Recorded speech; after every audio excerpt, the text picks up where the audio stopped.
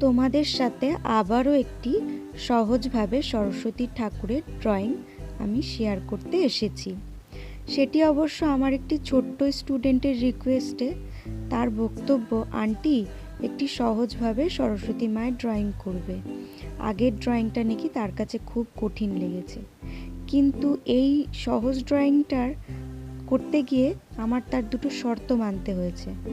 সেটি হলো সরস্বতী যেন পদ্ম ফুলের উপরেই বসে থাকে, আর সরস্বতী মায়ের মাথায় যেন খুব সুন্দর একটি মুকুট থাকে।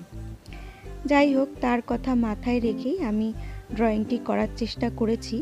আশা করি সে পারবে। যদি পারে আমি অবশ্যই তোমাদের সাথে শেয়ার করব। আর এই ড্রয়িংটি আশা করি তোমাদের বাড়ির ছোট সদস্যরও অনেকটা হেল্প হবে। যাই হোক, ড্রয়িংটি কেমন লাগলো তোমরা অবশ্যই জানিও। নেক্সট ভিডিওতে আমি কালার করা দেখাবো।